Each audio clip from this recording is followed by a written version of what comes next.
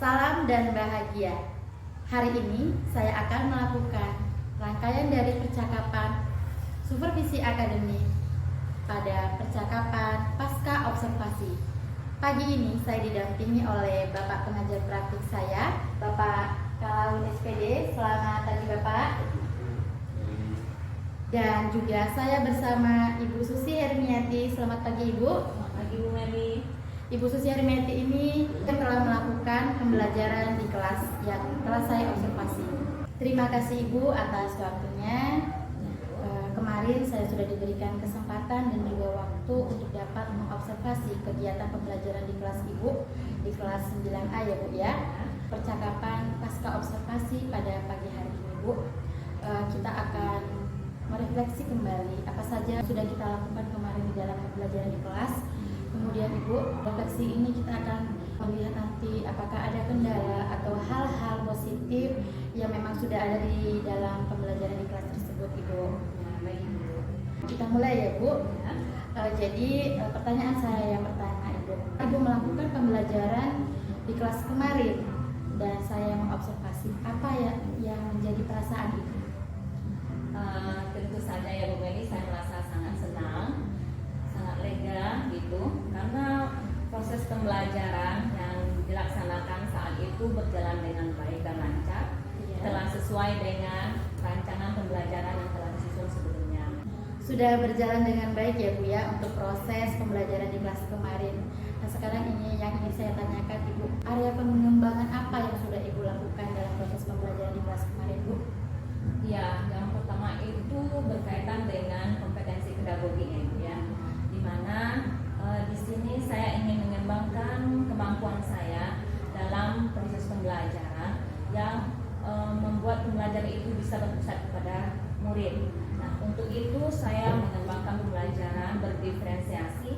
Dalam hal ini pembelajaran berdiferensiasi konten dan juga produk yang saya laksanakan berdasarkan dengan gaya belajar anak, kemudian minat dan bakat serta profil anak seperti itu Bu Meli.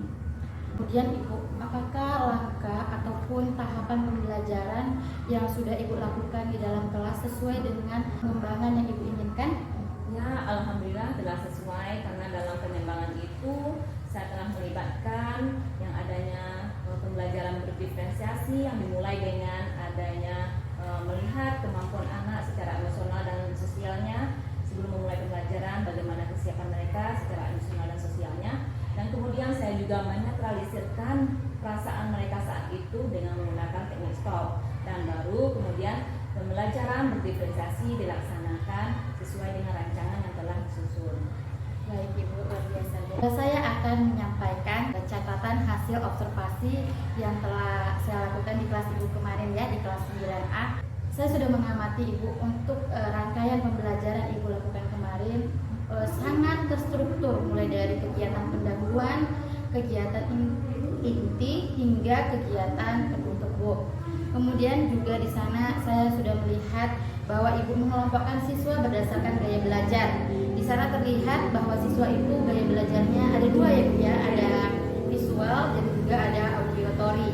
Kemudian di dalam proses pembelajaran juga menggunakan pembelajaran sosial emosional. Di sana ada emotikon perasaan yang Ibu lakukan itu kemarin dengan cara tap board ya Bu ya, anak menyentuh langsung perasaan yang memang mereka rasakan, dan juga di sana juga Ibu melakukan yang namanya teknik stop untuk membuat siswa lebih berkonsentrasi lagi dalam proses pembelajaran. Untuk model pembelajaran yang Ibu lakukan sudah sangat sesuai dengan sintaks dari pembelajaran discovery learning, kemudian juga metodenya memang sudah sangat sesuai sekali dengan metode diskusi dan juga tanya jawab Ibu.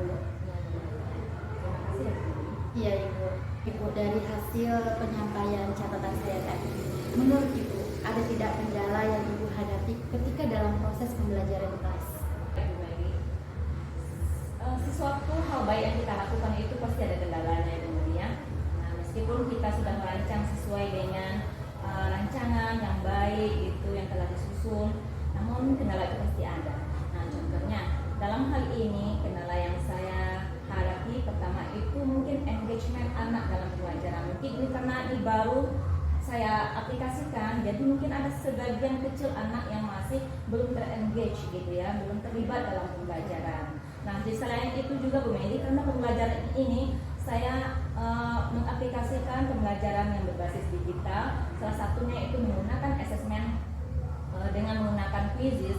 Namun yang namanya quizzes, sebuah platform digital itu tentu ada yang namanya maintenance ya Bu ya. Nah, kebetulan pas saat pembelajaran berlangsung, quizzes ini dalam keadaan maintenance gitu Ibu. Jadi ini menjadi kendala saat pembelajaran itu. Seperti itu Bu Meli. Baik Ibu, kemudian juga Ibu, jika saya lihat kemarin juga di dalam proses pembelajaran yang sudah Ibu lakukan, Ibu menggunakan komik ya untuk pembelajaran, gaya belajar visual, kemudian juga menggunakan rekaman untuk gaya belajar auditory Ibu. Jadi apa rencana tindak lanjut Ibu ke depan yang akan Ibu lakukan? Untuk kedepannya, yang pertama itu saya harus konsisten dulu ya Bu ya, dengan pembelajaran yang berpusat kepada peserta didik.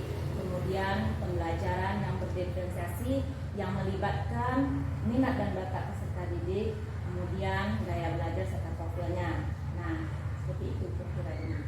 Ada lagi rencana tindak lanjutnya Bu kira-kira di proses pembelajaran berdiferensiasinya? Kalau untuk kedepannya mungkin rencananya saya akan mengaplikasikan pembelajaran berdiferensiasi dalam bentuk prosesnya.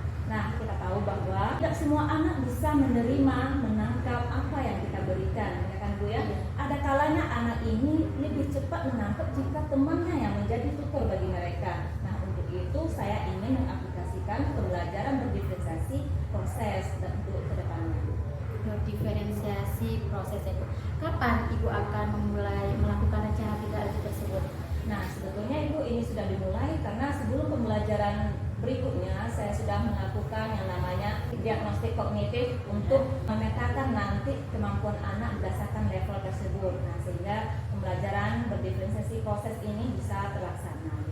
Ya, sangat luar biasa ya Bu. Saya tidak sabar lagi untuk menunggu perubahan ataupun hasil dari rencana tindak lanjut yang akan Ibu lakukan. Baik Ibu, selanjutnya masih adakah yang ingin Ibu kembangkan lagi untuk selanjutnya? Pengembangan selanjutnya mungkin berkaitan dengan kemampuan pedagogik saya, kemudian profesional dan juga kemampuan digital kali ya Bu ya. Sehingga saya bisa memasukkan pembelajaran berbasis digital yang merupakan yang sesuai lah dengan program zaman anak sekarang ya Bu. Nah, mungkin itu perkembangan berikutnya yang akan saya terapkan nanti.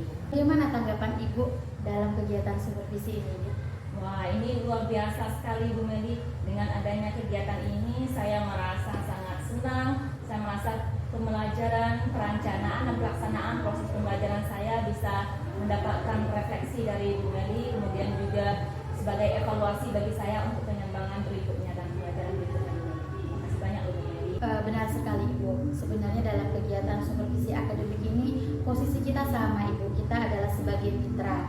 Di sini saya bukan mengajari Ibu, tapi di sini kita sama-sama sharing, kita sama-sama memberi refleksi yang nanti tujuannya adalah untuk meningkatkan kualitas pembelajaran khususnya di SMP kita ini Ibu. Harapan saya ke depannya Ibu nanti lebih konsisten lagi dalam melakukan pembelajaran berdiferensiasi. Kita sebagai guru mampu mengakomodir semua kebutuhan yang memang dibutuhkan oleh siswa Ibu. Selanjutnya Ibu tetap semangat dan tetap sehat untuk memajukan pendidikan khususnya di SMP Negeri 65 Bengkulu Utara. Amin. Terima kasih Bu Meli. Sekian percakapan pasca observasi. Terima kasih Ibu. Sama-sama Bu Meli. Demikianlah percakapan pasca observasi bersama rekan sejawat saya Ibu Susi Hermiati. Untuk acara selanjutnya saya mohon umpan balik dari Bapak Pengajar Praktik saya. Baik, terima kasih. Assalamualaikum warahmatullahi wabarakatuh. Selamat pagi, Bu Lili dan Bu Susi Hermayanti. Saya memperhatikan dari awal hingga akhir kegiatan coaching pasca observasi. Saya melihat sungguh baik sekali dan luar biasa ternyata Bu Lili dan Bu Susi Hermayanti. Di sini saya melihat Bu Beli ini sepertinya sudah memahami benar-benar teknik coaching. Terlihat dia memancing daripada teman sejawat atau yang observasi dengan pertama dengan bagaimana perasaan mengajar, kemudian dijelaskan tahapan-tahapan dalam proses belajar oleh teman sejawat, kapan, masih adakah tanggapannya, harapannya, rencana tindak lanjut berikutnya bagaimana. Itu adalah teknik-teknik coaching. Dan teknik-teknik itu namanya tidak dikuasai sendiri. Cuma di sini sedikit saya tambahkan, itu sudah sangat baik. Rencana tindak lanjut itu maksudnya di akhir. Setelah menanyakan tanggapan, harapan, tidak udah cuma tambahan saja, bagus. Cuma di sini sifatnya ya, ini bukan itu Bu ya, karena ada 3 macam, ada mentor, ada yang namanya apa? Kalau dia itu guru BK itu namanya apa? Konselor. Ada konselor, ada coaching. Nah, Ibu ini selaku coaching. Coaching itu adalah antara orang yang Ibu mengajar, Ibu juga memberi timbal baliknya. Kalau coaching itu mitra seperti Ibu katakan, jadi setara dia itu mitra. Jadi memancing coachingnya memancing apa-apa. Jadi ide gagasan itu timbul daripada guru itu sendiri, bukan dari supervisor. Ya, benar sekali itu. Jadi itu tambahnya. Jadi cuma di sini Bu Meli dan Bu Susi, nanti ada penilaian, nanti ada cuma 3. Tadi sudah menulis semua, menanyakan apa yang sudah dilakukan pada sang pengajar yang dijelaskan oleh yang menjadi indikator daripada proses pembelajaran itu kan sudah dijelaskan juga.